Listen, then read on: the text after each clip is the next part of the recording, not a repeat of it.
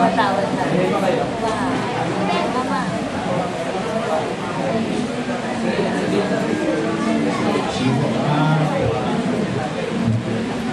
10 minutes po. 10 minutes, no? Oh, kahit 10 minutes muna, tapos 10 minutes kay Pastor Juan. Sige. Yung topic po ay Pwede mo niyo po. Hosea 6:2, yung 2 days. Ano po yung position natin sa pag-aaral po natin sa huling panahon na ito? Ito po yung mahalaga sapagkat bihira lang po kung tumatalakay nito. So mahalaga po ang pag-aaral ng events. Kasi may kinalaman po ito sa panahon with regards to Israel and Gentiles. Gentiles to Israel. So ganito po ang ating, mabilis lang po kasi dahil 10 minutes, ganun po katindi. 10 minutes or 15. Hosea chapter 6, ganito po ang sabi. Buksan po natin ang Biblia natin. Bible believers po tayo. Para makita po ninyo na nasa Biblia pinag-usapan natin. Hosea chapter 6, verse 1 and verse 2. Sa verse 1, binanggit po yung salitang flash ko, ano? Ayan.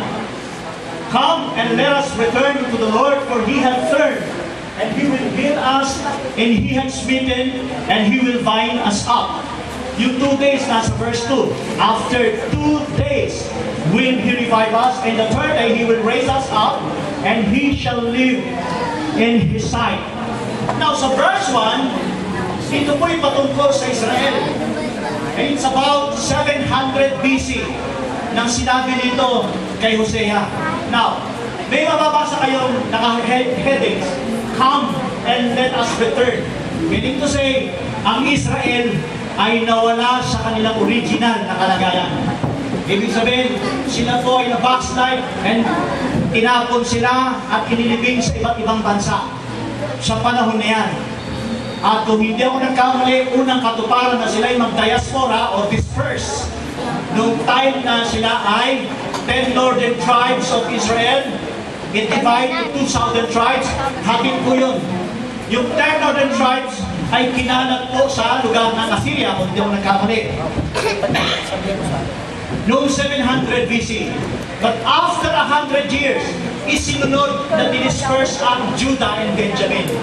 Now, here in verse 1, come and let us return to the Lord. Meron ng salitang si Hosea na pinababalik sila. Okay, that is restitution of Israel. Now, verse 2, after 2 days, He will revive us. Pero, iangkat ulit natin ang verse 1. May magabasa kayong smitten. Kailan nangyari ang katuparan ng smitten sa Israel? Katulad din ang sinabi ni Jesus Christ, Luke 24, kung di ako nagkamali, verse 21, may prophecy, the times of the Gentiles. Ibig sabihin yan, yung smitten, ang Israel ay hinagupit ng Diyos at ang ginamit niya sa kanyang kamay na bakal ay walang iba kundi ang mga hintil. During the time of Israel, nung may king sila, at sila'y nasa ayos na kalagayan, wala pong kayang lumupit sa kanila. Hindi sila kayang talunin sa gera. Pero there was a time, meron dumating na panahon na sila ay nawala sa original position. Nawala sila sa kamay ng Diyos, at ganun po ang nangyari. They are smitten kasi nagkasala po sila sa Diyos. Iyan po ang dahilan. Kaya sila pinalo ng Diyos, hinagupit ng Diyos dahil nagkasala sila. Now, ang palo ng Diyos sa kanila, ang sabi diyan, umabot ng 2 araw. Okay? Ang prophetic time, mga kapatid, na isang araw sa Panginoon, according to 1 Peter 3, chapter 3, verse 8, 1 day is 1,000 years. Sabi sa Bible. Nasa Bible po yun. 2 araw yan. Ibig sabihin, 2,000 taon. So, mula noon, 33 AD, nang i-reject ng Israel ang Messiah natin. Walang iba ang ating Panginoon Kristo. Praise God. Amen. Nangyari din po sa kanila. They were smitten. Kailan? 70 AD. They were dispersed from the Roman Empire. under by General Titus. Right. Pero mga kapatid, dun pa lang sa 2,000 years, i-stretch pa natin ang prophecy na nangyari mga kapatid sa Judah and Benjamin. Natupad ang smitten. Sila ay nakubkob ng Babylonian. Tama? Ang Judah. So, smitten ng Diyos yun. Pinalo sila ng Diyos dahil sa kanilang kasamaan and their wickedness. From Babylon, ano sumunod? Medo-Persia. Ano sumunod? Grecian Empire. And then, ano sumunod? Roman Empire. Ang Roman Empire, mula nun hanggang ngayon, may kulay pa sila. Kulay pula, at saka yung dreadful and terrible beast. Pero dahil kulang ang oras natin, now, kailan mangyayari sa kanila, revive us? Kailan mangyayari sa Israel ang revive us? After 2 days. Fulfillment ng 33 AD, sa panahon ni Pablo, nung siya'y mangaral, nang si Pedro'y mangaral, si Pablo'y mangaral, napagpauna na ang biyaya ng Diyos papasok sa mga hintil. Amen. Praise the Lord. Tama? Amen. Kung hindi nakaprophesy yan at magaganap, wala tayong kaalam-alam sa Bible. Maaaring kabisado mo ang Bible, pero what about the prophecy? Hindi natin alam yan. Hallelujah. Now, ito sabi ni Pablo, Romans 11:25, that the blindness is part happened to Israel. Kailan sila nabulag? Yun ang smitten sa kanila. Right. Ang pagkabulag nila, mga kapatid, hindi nila alam ang mensahe ng Panginoon. Amen. Through the angelic na umikot from horizon, from east to west. Hindi nila alam yan. Kailangan nila ng propeta. Hallelujah. Now, anong sabi? For I would not, brethren, that you should be ignorant of this mystery. Look, singular mystery. Amen. Yung singular mystery, pasok sa Hosea 6, na yan ay 7 church ages sa Book of Revelation. Revelation chapter 1, verse 19 and 20, mababasa nyo.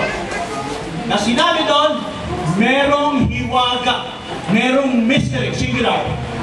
Yan po ang 7 church age. It covered of 2,000 years. At hindi lang yan mga kapatid. Sa pag-aaral ng prophetic, sa pag-aaral ng eschatology, kailangan marinig sa inyo kung sino yung pitong-bituin, pitong iglesia. Hallelujah! Kahit gaano kang kabisado sa Bible, kung hindi mo alam yan, you are totally blind. Right. Hallelujah! At kasama ka rin na smitten sa Panginoon. You are blind. Amen? Amen. Okay. Yan ang sabi, lest you should be wise in your own conceit, that the blindness in part is happened to Israel, until there is a process of time na sila'y bulag, until may hangganan. Hanggang sa ng hangganan. And the fullness of the Gentiles be come in. It's a completion of the Gentiles. May kakompletuhan ng Gentiles, kailan papasok ang revive? In verse 26. Pansinin nyo to huwag kayong gumura. Hallelujah. And so, all Israel, sinabi ni Pablo, shall be, kailan daw? When the fullness of the Gentiles be come in. Hallelujah. Ngayon, gising na ba sila? Hindi pa. Amen. Tulog pa sila ngayon. Mag-share ka sa Jerusalem, mag-share ka sa kalat-kalat na Hudyo, hindi ka nila paniniwalaan. Bakit? They're still blind. Hallelujah. Now, ano yung balik natin ng Hosea 6:2? Kailan matutupad ang revive? Sabi ni Brother Pastor Jerry kanina,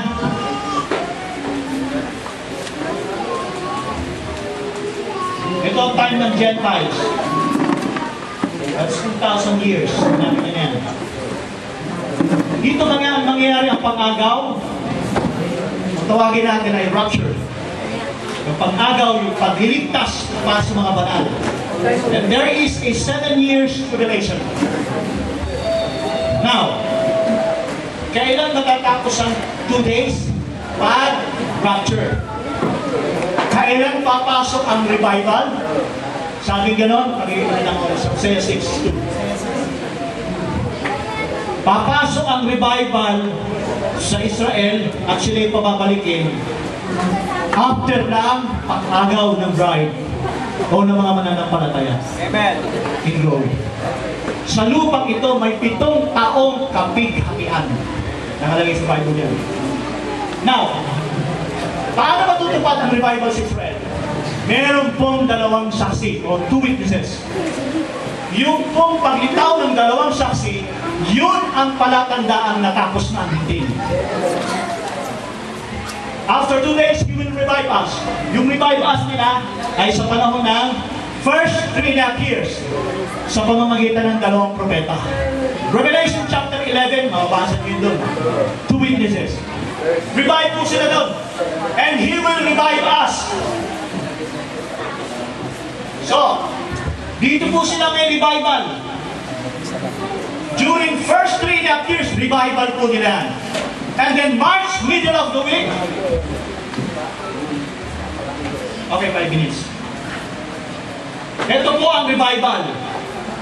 Peak ng revival nila. During first 3.5 years. Pero pagdating sa kalagitnaan, papatayin ng 2 propeta according to Revelation chapter 11. Tapos, ang revival nila, what's the next? Ang sumunod, mga kapatid, ay persecution ng mga Hudyo. Papatayin po ang 144,000 na tinatakan ng Espiritu Santo noong panahong first 3.5 years. Okay. So, yan po, ang revival nila is tribulation period. Now, last thing. Kailan papasok ang third day? Ang simula ng ikatlong araw ay ang pagbaba ni Kristo in Revelation chapter 19. Amen. Verse 11. Bumababa si Kristo kasama ng mga banal. In Revelation chapter 19. Yung labas ni Kristo sa dimension, Revelation 19, ay time period ng 13. Dito po, after 7 years, bababa si Christ. Revelation chapter 19, dito sa panahon na ito. Sapagkat ito pong dulo ng panahon na yan ay magaganap yung wrath of God, yung judgment of God, and then starting point ng millennium. Ayan, ito. Ito po ang 2 prophet ministry under by the 3 prophets. Yung pong gitna niyan, mga kapatid, ay ang ika-4 tsaka ika-5 propeta. Hindi ko masyadong paliliwanag. No? Ito po yung 7 years tribulation. Yung revival nila, ito po, by the 2 prophet. And then, pagkatapos, ito yung Great Tribulation. Papatayin po sila dyan. Lahat ng mga Hudyong ililigtas ng Panginoon na mabibigyan ng salvation. Papatayin sila rito. Okay? At the end of tribulation, mga kapatid, ito yung pagpalito ni Kristo. Ito pong pagbaba ni Kristo, ang fulfillment, mga kapatid, ng third day. Yung pagbaba ni Kristo, kasama ng mga banal, siyang pagbaba sa araw ng Armageddon. Ang Armageddon po ay dito nakalocate sa at the end of the tribulation period, 75 extra days. Saan po sila? So, ito pong panahon na ito, wrath of God, and then resurrection of the foolish virgins. Sorry po sa mga ibang kasamahan namin. Ibig sabihin, tribulation since resurrection nila after na sila mamatay. Okay? Hindi yung pagbaba. And then, ito pong space dito ay millennium. 1 minute. So, ang 2 days ay 2,000 years, Gentile period. Yung revive ng Israel after ng Gentile dispensation. That is first 3.5 years, covered ng 7 years. Ang third days ay pagparito ni Kristo, and then puposisyon ng Israel sa millennium. So, hindi po totoo ang Israel na wala at magpakailanman wala. There was a time, sabi sa Hosea 6:1, let us come. O ibig sabihin niya, revival yan. Ibig sabihin mga kapatid, kahit sila'y nawala, sa piling niya, ibinalik ulit sila ng Diyos. At hindi pwedeng ang Israel mabura sa mundo ito. Amen. Until millennium, even until the eternal age, hindi sila pinabayaan ng Diyos. Salamat.